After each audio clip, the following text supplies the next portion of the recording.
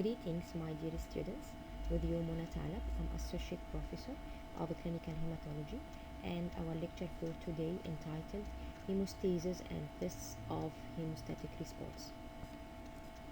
These are our intended learning outcomes that will be discussed throughout the lecture. First, we will start by a definition of hemostasis.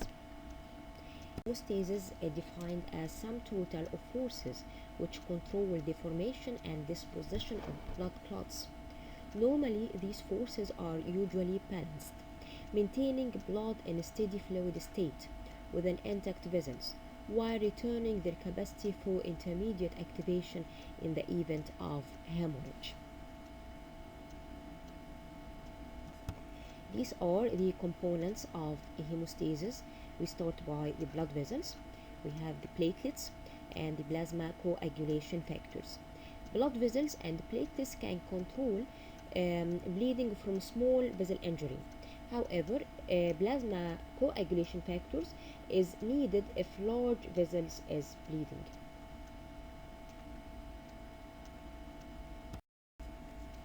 First, the role of the blood vessel in controlling the hemorrhage. If small venules and capillaries are injured, direct adhesion of their endothelial surfaces will stop the bleeding extravasation.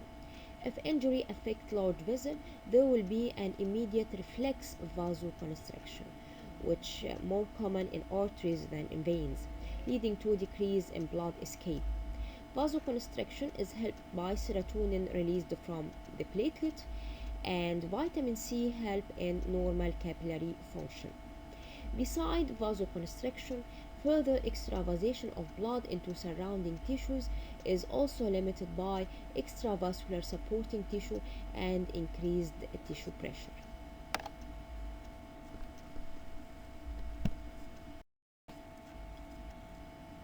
Then we come to the role of platelet in hemostasis. We have a platelet adhesion, release reaction, and platelet aggregation. First, platelet adhesion. Few seconds after injury, the platelet begin to adhere to the injured site, attracted by some exposed subendothelial structures, for example, collagen fibers, elastin, and basement membrane. Platelet adhesion is helped by von Willebrand factor, which is released from the endothelium, and it's considered a carrier for factor 8. Then we have a release reaction. The platelet contain two types of granules, dense granules and alpha granules. Dense granules contain ATP, serotonin, and calcium. Alpha granules contains the clotting factors, which are synthesized in the liver, von Willebrand factor, and platelet-derived growth factor. Regarding platelet-derived growth factor, they are found in the alpha granules of platelet, and they stimulate vascular smooth muscles to multiply, and this hastens vascular healing following the injury. The adherent platelet will contract as they contain actin and myosin, leading to liberation of ATP, ADP, and other enzymes. ADP leading to platelet aggregation, and serotonin help in vasoconstriction. Then we have platelet aggregation. The platelets are attracted to one another, forming the platelet plug and then platelet clot. Factors help platelet aggregation are: first, ADP. ADP makes the platelet sticky, leading to platelet aggregation. This process is self-perpetuating, and the ADP released from the aggregated platelet, leading to release of granules from other platelet, leading to more aggregation, and so on. On the other hand, we have found that many agents that lead to platelet aggregation activate phospholipase A2 enzyme in the platelet membrane, leading to release of the arachidonic acid from the membrane phospholipid, and the arachidonic acid is converted to thromboxane A2, and this leads to platelet aggregation and release reaction. Lastly, we have thrombin. Thrombin activates the third mechanism, which produces aggregation and release independent of thromboxane and ADP. This figure represents the platelet adherence at the site of the injured blood vessels. As we just mentioned in definition, that the hemostasis is a matter of balance.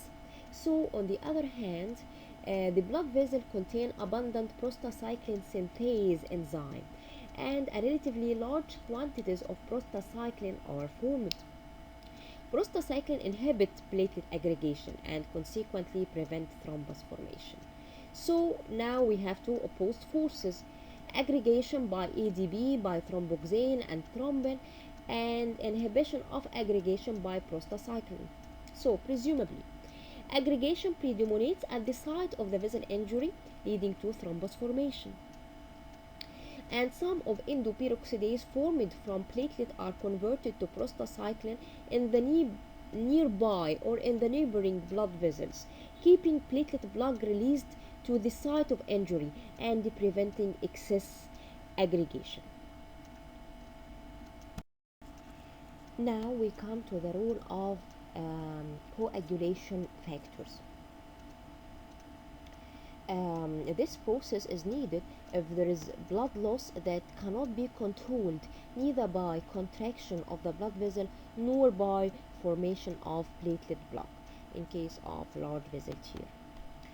Coagulation is initiated by extrinsic or tissue factor pathway and amplified by intrinsic pathway, and this leading to formation of phase 1 of the coagulation cascade, which is formation of active factor 10. Then we have phase 2, which is conversion of prothrombin into thrombin, and phase 3, conversion of fibrinogen into fibrin.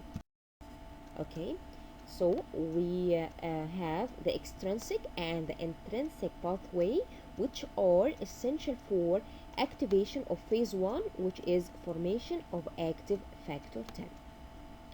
Okay, so I will start by extrinsic pathway, which is initiated by the release of certain lipoproteins from injured tissue, which is tissue thromboplastin. Tissue thromboplastin is considered factor 3 coagulation factor.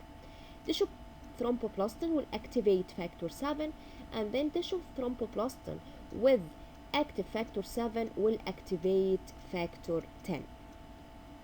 This regarding the extrinsic pathway. Regarding the intrinsic pathway is initiated by contact activation, which occurs when the blood is exposed to electronegative surface such as collagen. Contact activation resulting in activation of factor 12, and then active factor 12 will activate factor 11, and active factor 11 will activate factor 9, and then active factor 9 together with factor 8 after being released from the von Willebrand factor with platelet phospholipid called the platelet factor 3 and calcium ion will form a complex called factor 8 complex, and then factor 8 complex together with factor 3 and factor 7 complex from the extrinsic pathway will activate factor 10. So this is the first pathway. Then we have the second pathway or the second phase, which is a conversion of prothrombin into thrombin. Factor 10 together with factor 5 and calcium together with platelet factor 3, they are considered to be prothrombin activator, which activate thrombin into thrombin. So this is the phase 2 or stage 2 in the coagulation cascade, which is formation of active factor 2, which is thrombin. We have stage or phase 3, which is conversion of fibrinogen into fibrin. Thrombin is enhancing the activation of fibrinogen into fibrin. Okay, then the formed fibrin is soluble and unstable at this phase. The molecule of soluble fibrin will then be chemically bounded to each other by active factor 13, which is fibrin stabilizing factor. Fibrin stabilizing factor is activated actually by thrombin also. So by fibrin stabilizing factor, the fibrin strands become more stable and insoluble. Okay, and this fibrin strand will make a strong framework or meshwork in which the RBCs and the platelets are enclosed, and that is the blood clot. Okay, so I will start by extrinsic pathway, which is initiated by the release of certain lipoproteins from injured. Then we have the phase which is clot retraction. Clot retraction results from mechanical shrinkage of the fibrin strands within the already formed clot. This process requires energy taken by the ATP and contractile protein, which is thrombothenin, and both are supplied by platelets. Clot retraction constitutes a physiological ligature which pull together the edge of the wound.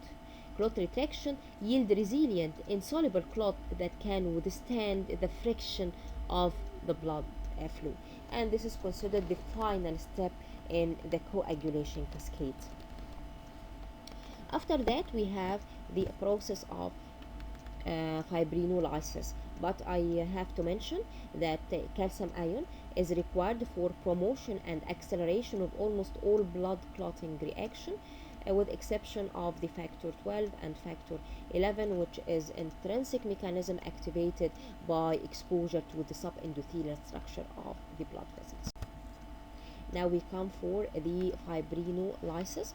Fibrinolysis is a process by which fibrin deposition is prevented and the already formed fibrin strands are dissolved after fulfilling its hemostatic function. Fibrinolysis is of great importance in wound healing and recanalization of thrombosed blood vessels.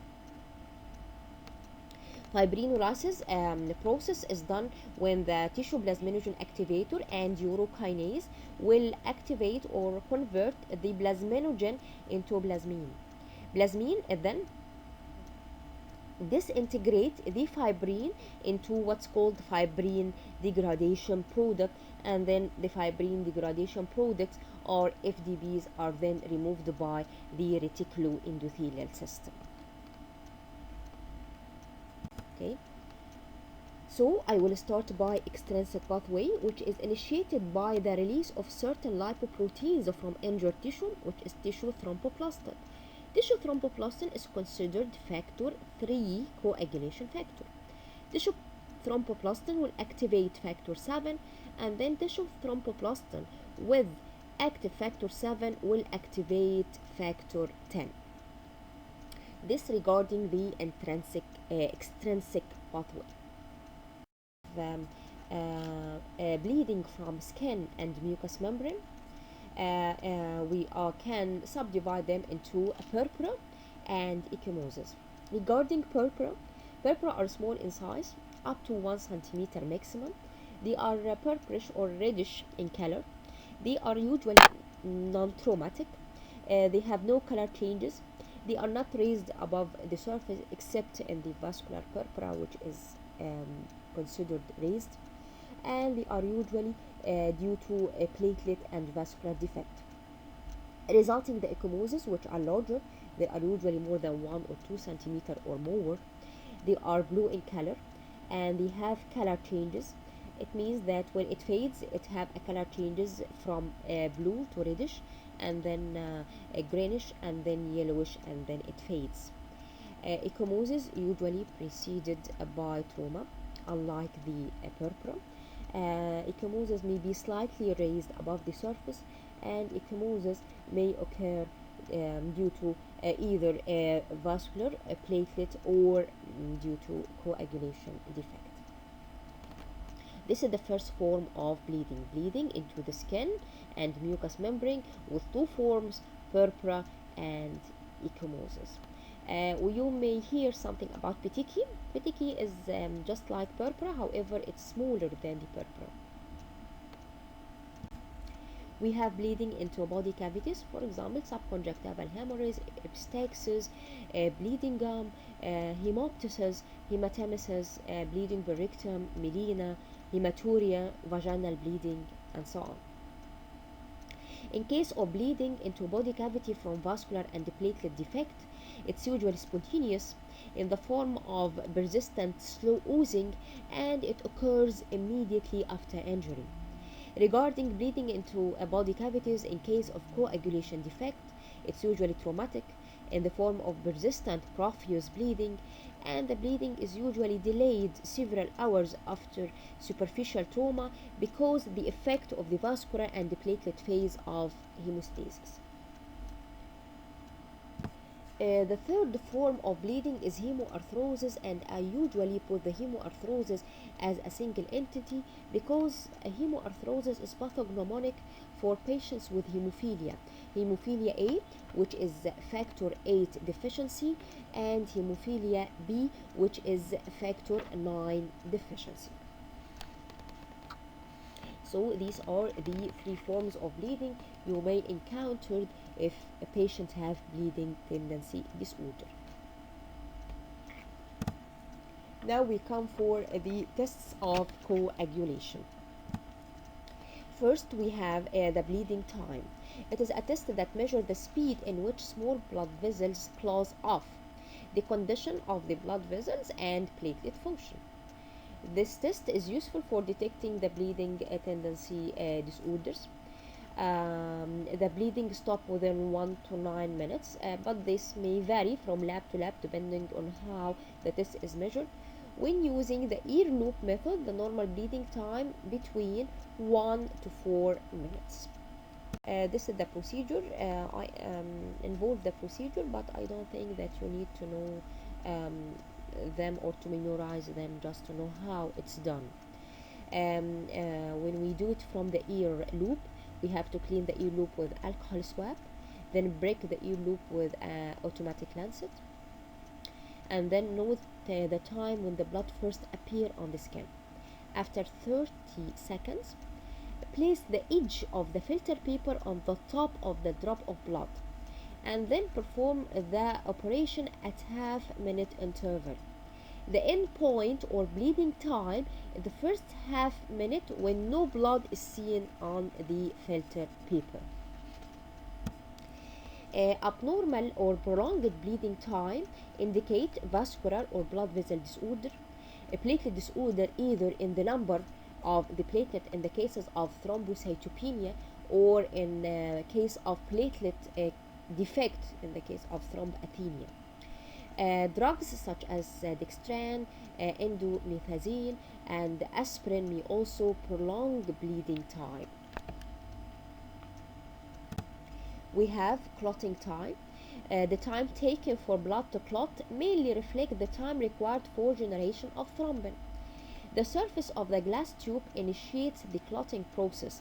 This test is hypothetically sensitive to the factors involved in the intrinsic pathway. The expected range for the clotting time is between 4 to 8 minutes.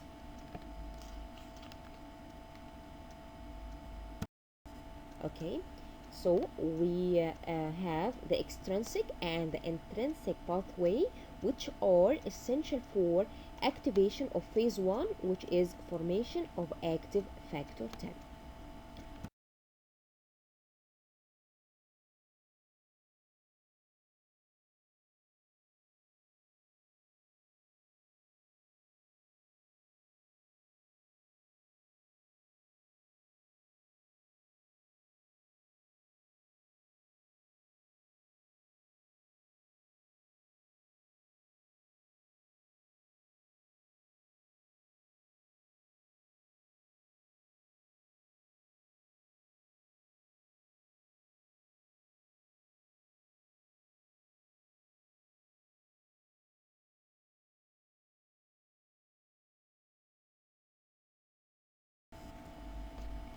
Then we have the complete blood count, and as we're talking about the hemostasis, so we are concerned with the platelet counts. The platelet counts between 150,000 to 400,000 per cubic millimeter. Thrombocytopenia defined as platelet counts less than 100,000 per cubic millimeter. Hemoglobin is usually normal, except in case of excessive bleeding or hemorrhage. In this case, the patient will have anemia.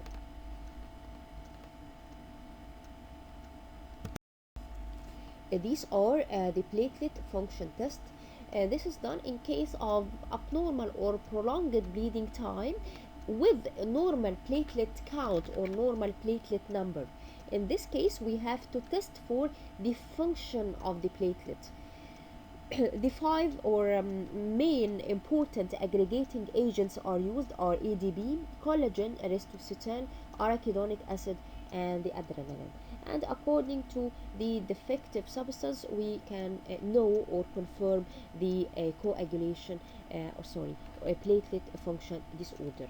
Among the platelet function disorder, we have Bernard-Soulier syndrome, Glanzmann thrombopenia, von Willebrand disease, storage hole disease.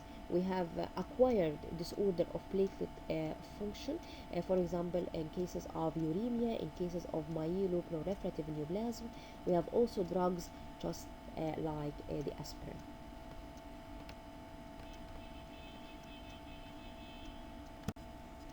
And then we come to the coagulation cascade. When we want to test the extrinsic pathway, we usually use the prothrombin time.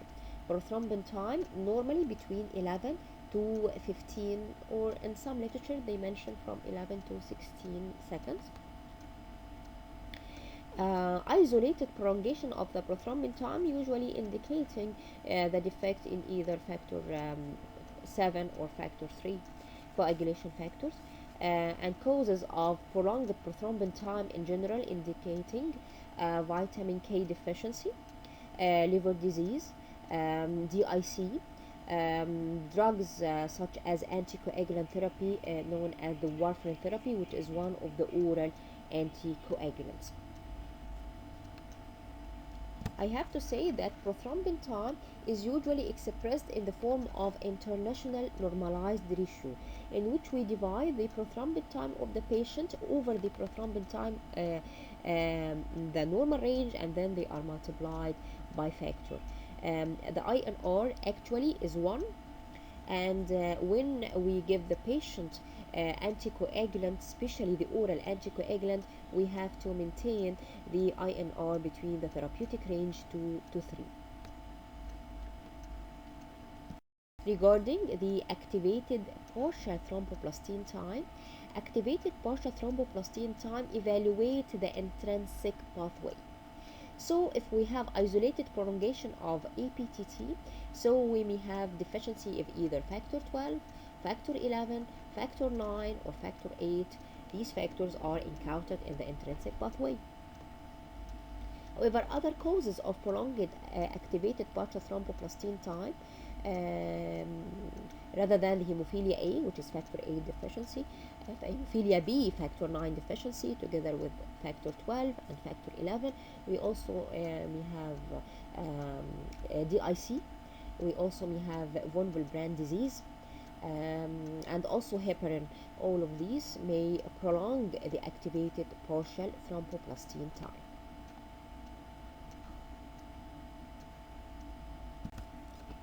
We have also thrombin time. Normally it's between 14 to 16 seconds, and we now know that thrombin is essential for activation of fibrinogen into fibrin. So if there is a defect in the thrombin or in the fibrinogen, thrombin time will be prolonged. So causes of prolonged thrombin time may be due to heparin therapy, or a decrease in the fibrinogen level, hypofibrinogenemia, or defect in the fibrinogen function in case of dysfibrinogenemia. Also, DIC results in a prolongation of thrombin time due to decrease in the level of thrombin. Regarding a test for accelerated fibrinolysis, we may say accelerated fibrinolysis in case of DIC.